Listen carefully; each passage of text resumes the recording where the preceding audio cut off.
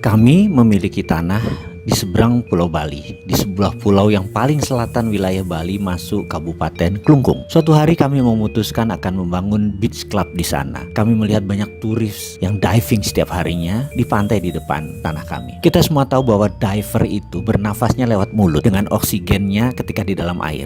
Jadi sering haus, kering. Kami bermaksud menyediakan semua sarana untuk diving berserta klub di pinggir pantai. Maka saya merapat ke pejabat daerah setempat untuk pengurusan perizinan. Kebetulan pejabatnya kami kenal lama, bahkan sebelum menjabat kami sudah kenal akrab, sudah seperti keluarga. Ketika saya melaporkan, dia pun berkata, "Mas, nanti kalau kamu membangun di sana, seluruh keuntungannya dan jualan hasil usaha tersebut jangan dibawa keluar Bali ya. Kamu kan sudah seperti orang Bali, tanah kamu banyak di Bali, usaha kamu juga banyak di Bali. Ya uangnya tadi jangan keluar dari Bali lah, invest lagi di Bali atau uangnya taruh di Bali." Saya bertanya heran dan perlu penjelasan lebih lanjut. Memangnya kenapa Pak? Begini, sayang saya sudah di ujung masa jabatan saya. Coba saya sadarnya jauh hari sewaktu awal saya menjabat, maka Bali harusnya bisa 2 kali lebih maju dari sekarang. Saya percaya Bali bisa mengalahkan Singapura. Ada tram di bawah tanah, ada berbagai sarana, dan Bali akan lebih maju. Intinya adalah jangan bawa uang keluar dari Bali. Pada saat investasi membangun, kan ada yang namanya capital expenditure atau biaya investasi. Lalu ada biaya rutin operasional atau operational expenditure. Misalnya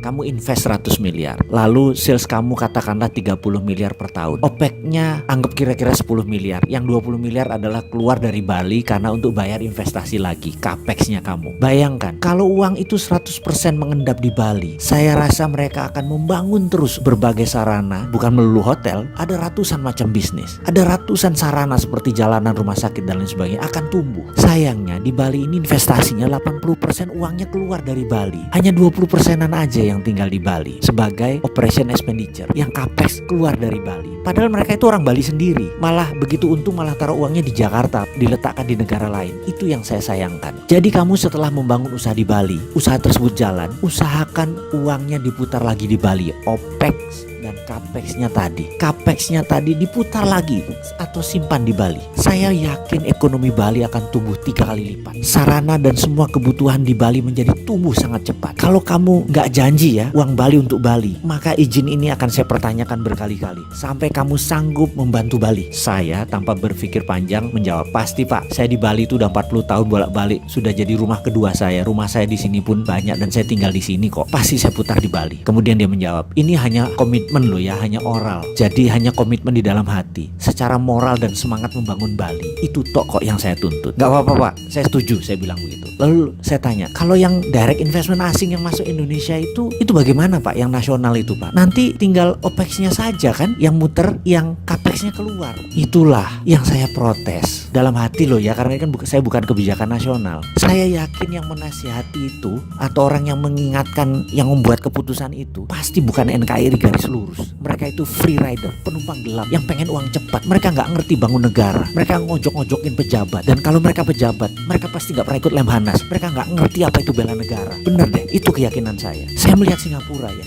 hampir 90% investasinya nggak keluar. Negara Singapura itu banyak insentifnya supaya investor itu menahan capex dan opexnya bertahan di Singapura. Saya mau tiru itu dari adik kita, negara Singapura itu. Saya mau meniru itu di Bali. Pasti Bali akan menjadi makmur dan tidak tergantung asing. Semoga pemimpin Bali ke depan juga memahami misi Bali untuk Bali. Mendengar itu saya mengangguk, kok beda ya strategi mengelola wilayahnya. Yang Bali ini keren. Saya setuju.